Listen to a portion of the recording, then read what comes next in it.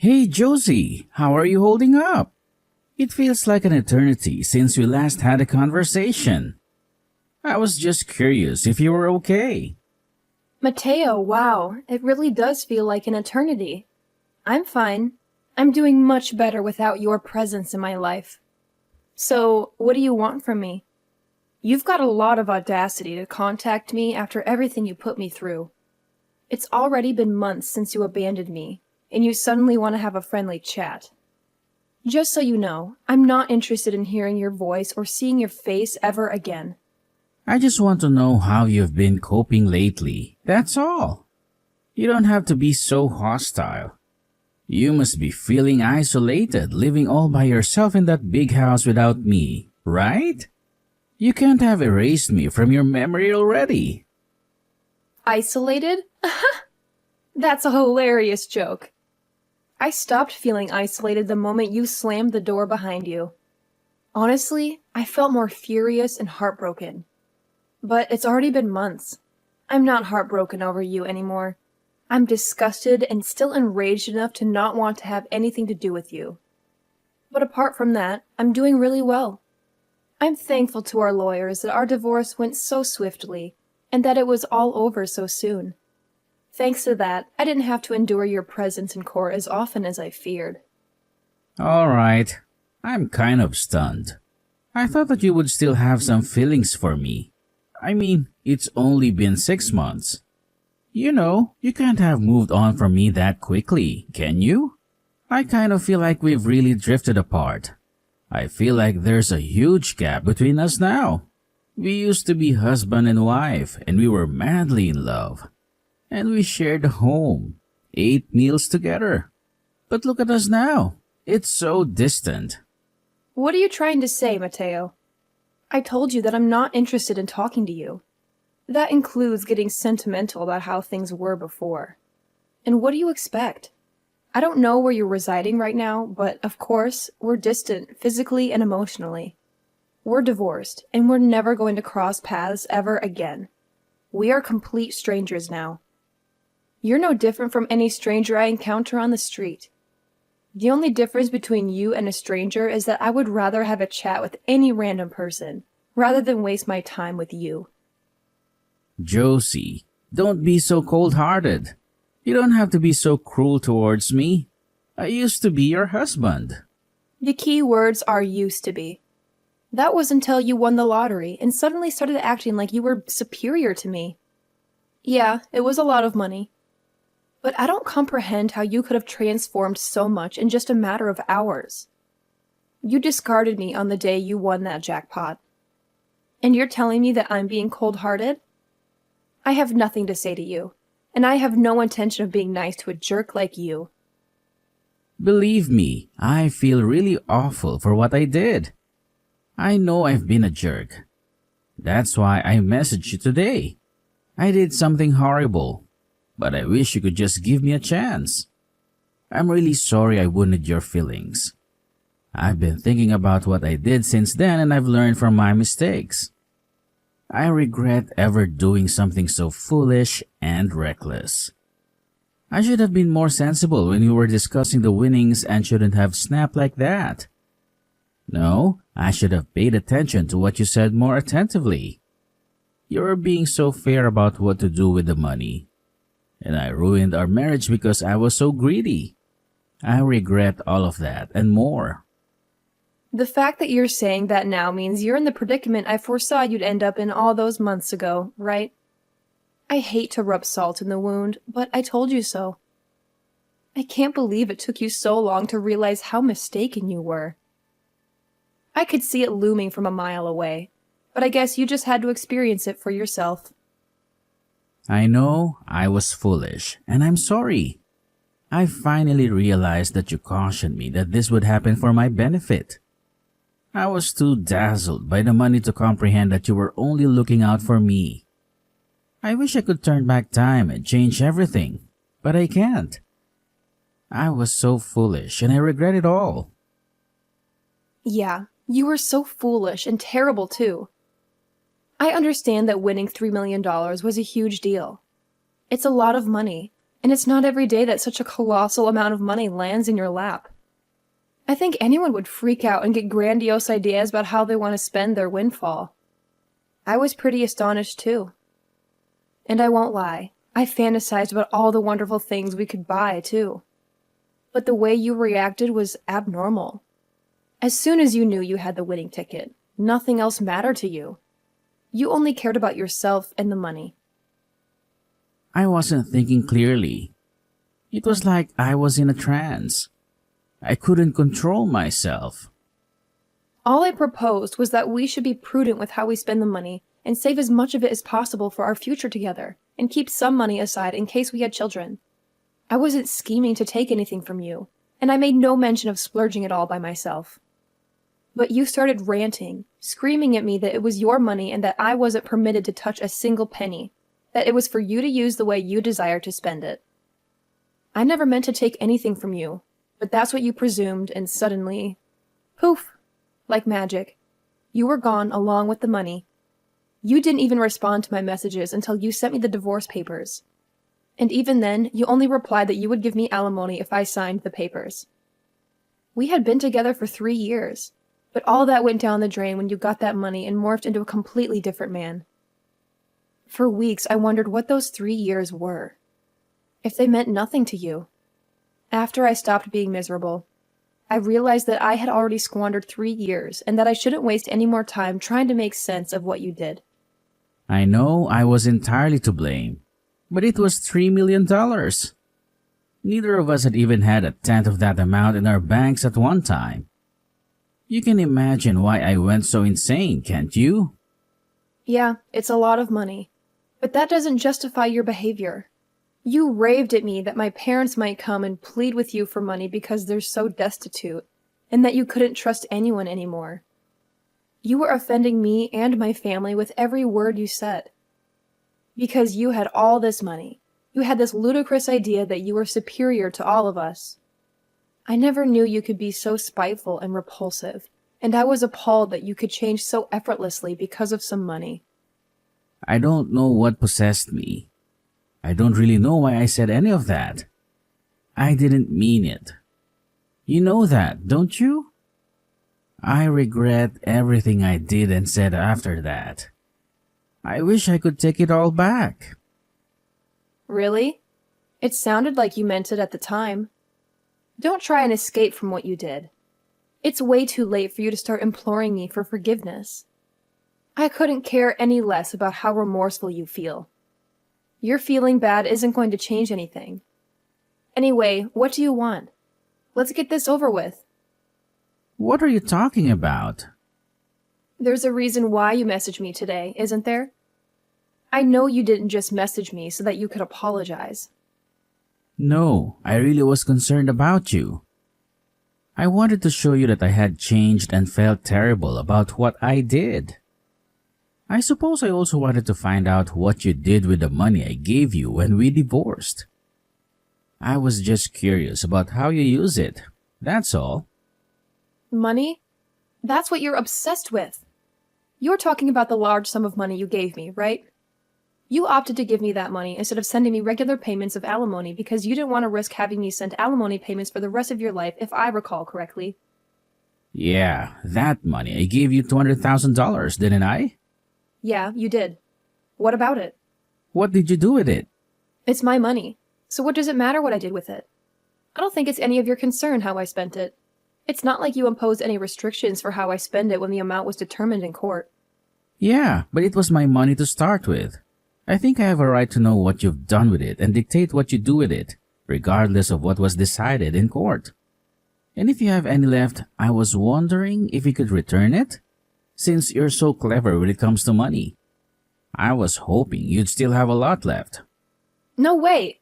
You can't seriously be demanding it back. Of course I'm not giving it back. It may have been yours when you had it, but it became mine when you paid it to me as compensation. Do you understand the meaning of the word compensate? You're the one that abruptly asked for a divorce. So I was entitled to alimony, but you didn't want to pay that. And I didn't want to keep on having to face you in court. So I agreed to that money you gave me. I don't have any obligation to return that money to you. That money was due to me, and it's mine. Yeah, it was compensation. But I only gave you a lot of money because I had a lot of my own money at the time. But I'm in trouble right now, and I need some money. It would be great if you could give it back. To be honest, it's my money, so I shouldn't even have to beg you. What do you mean by trouble? I got married after we divorced. Oh, so the rumors I heard were true. Congratulations. I heard that you married someone. So how did that work out for you? She ran away with all of my money. I never should have married her. What? All of it? Can you believe it? It was $3 million. So I thought that I didn't have to worry about anything for the rest of my life. I thought I could live like a star. So I quit my job and had a house built for me and my new wife. We filled it with luxury furniture and everything. We even had a pool put in. We were living the perfect life together until one day she suddenly asked for a divorce. After the divorce was finalized, I realized that all of my money had been transferred to her bank account and she was gone. We were divorced, my account was empty, she had vanished. She even told her lawyers that I'd been cheating on her, even though I'd never done anything like that. I'd already lost $1 million in compensation during the divorce for an affair I never had, and she took the rest of what was in my account without me even noticing it. I don't know where she is, but the last I heard, she was living in a penthouse apartment overseas. You said you'd never cheated on her, but she managed to win the court case? That must have meant that she had enough evidence to argue for compensation. You can try and act the victim all you like, but in the end, it was your own fault. Your own reckless actions brought all of this upon you. Yeah, fine. She had pictures of me with another woman. But how was it fair that she got $1 million in the divorce? It's my money. So you did cheat on her after all. You're a pathetic excuse for a husband. Yeah, all right, say all you like. Anyway, that's not my point. I've explained why I need the money. Can you give me back the money I gave you? I need it right now. My ex-wife got the house in the divorce too, so I don't have anywhere to live. She's not even using it. She's abroad. The woman bought it out for sale, and I was kicked out of my own house so that she could sell it and take more money from me. Josie, you're still living at the same place we lived in when we were married, right? Can we live together again? Excuse me? Are you asking if you can move in with me? Let's just forget about everything that happened in the past and live together. I want us to start over. I'll be a better husband this time. Even if you don't have the $3 million, I know that we can be happy together. I still love you. We can work through this together. I swear I'll make you happy this time. No way. You must be out of your mind. It's disgusting how you think you can slither your way back into my life again. We are over, and we are never getting back together. Ever. The divorce was finalized, and I'm free of you. I don't have anything else to say to you. Plus, I've already moved out of that house and sold it. I'm living somewhere else. Why do you move down? Where are you living now? Are you still close by? I'm not giving you the details of where, but I'll tell you a bit about it. Thanks to the compensation I got from you, I was able to buy some pretty reasonable shares. I had to be patient, but it went really well. I managed to earn a profit from it. You bought shares? I never knew that you knew how to do that kind of stuff. Why didn't you tell me when I had the $3 million? We could have made an even bigger fortune. Don't be stupid, Mateo. It was beginner's luck. And of course, I didn't put the entire $200K you gave me into buying shares. I invested a reasonable amount and got lucky. Once I made a decent profit, I backed out and put all the money I made into a savings account. Right now, I'm working full-time and using the money I've saved up to live a little more luxuriously. I buy organic and I spend money on the things I love and enjoy, but I still have money saved for a rainy day. Thanks to that, I was able to get a penthouse apartment in a really lovely area. It's not filled with designer furniture, so it might not be as fancy as the place you had, but it's home. I realized early on that it was dangerous to impulse buy when you have so much money at your fingertips, so I try and only buy what I need or really want. I'm doing really well at work too, so everything's going perfectly smooth sailing. I was being serious when I said I was doing better without you. Honestly, I'm grateful that you won that lottery. And I'm glad that you told me you wanted a divorce when you did. If you hadn't, I would have been stuck with you. You're living in a penthouse apartment too? You're kidding. I never imagined that you would end up being so successful. It's only been 6 months since we divorced. But that's my money you're standing on. You and my other exes, you're both living in luxury. Thanks to me. It's money we were owed. I don't know what to say about the money she took from your account. Except maybe it was just karma coming around to bite you in the ass. By the way, how much money do you have saved right now?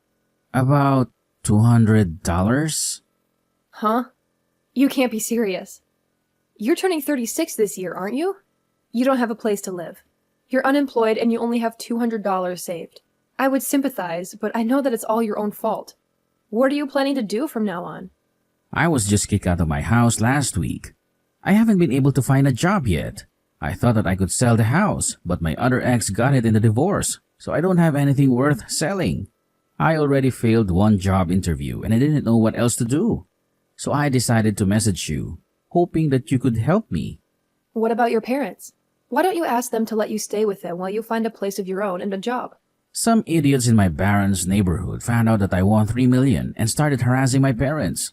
Most of it was really childish, throwing toilet paper around, but they were getting death threats in the mail and stuff too. Some magazines are asking for interviews nonstop.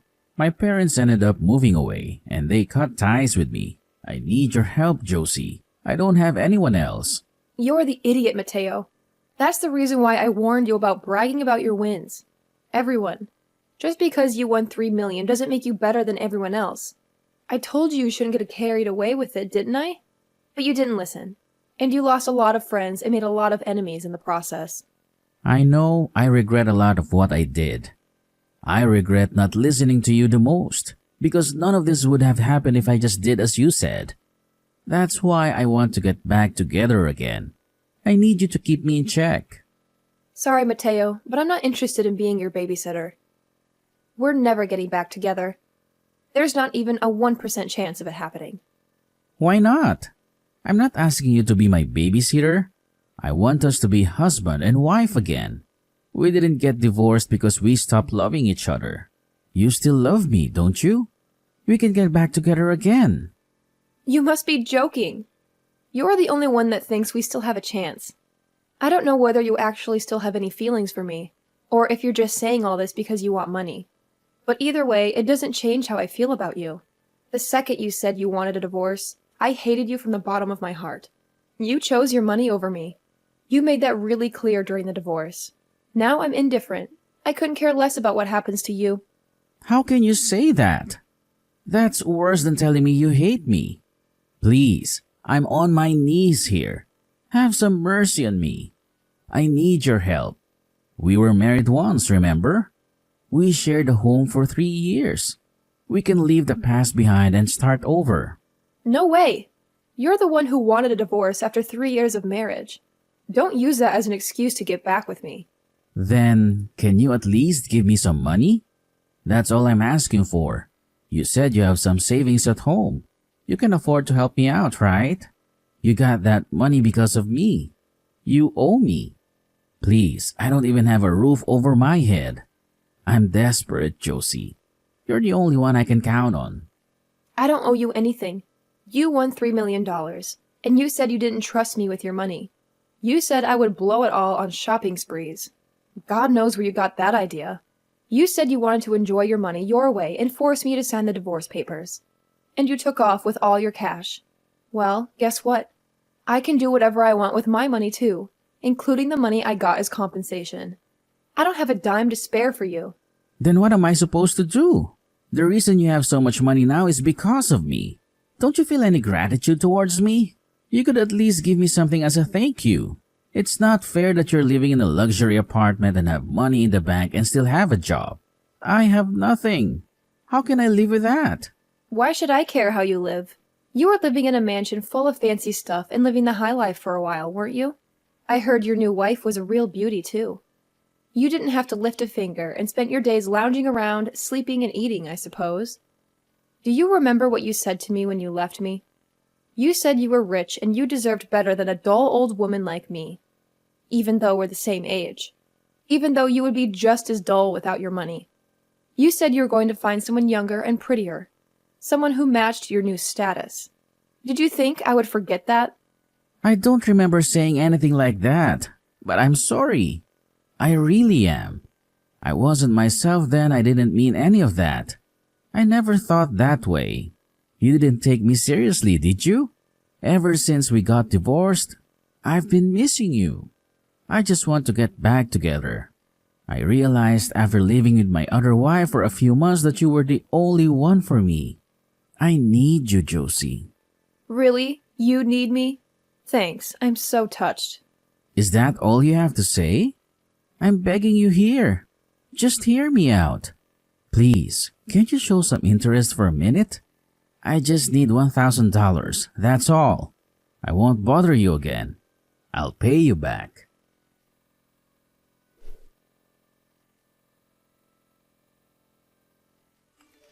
Josie, are you listening to me?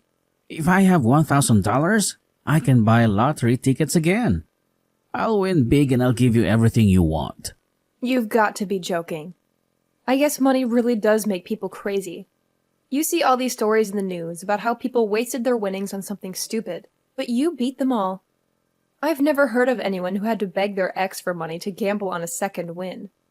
If you think that's the solution to your problems, then you're beyond help. How can you say that? There's still hope for me. You can help me. I just need some cash.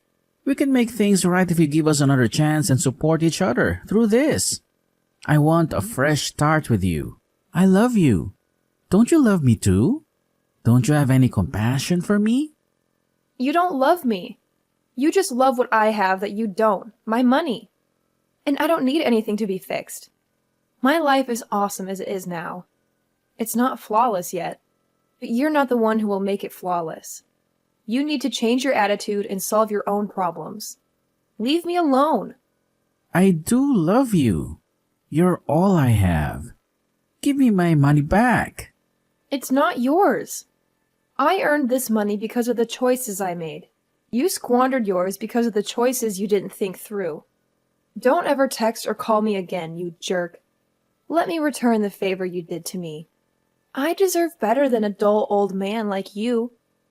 I'm going to find someone who loves me and live happily ever after without you. I'm blocking your number, so don't bother me. Goodbye.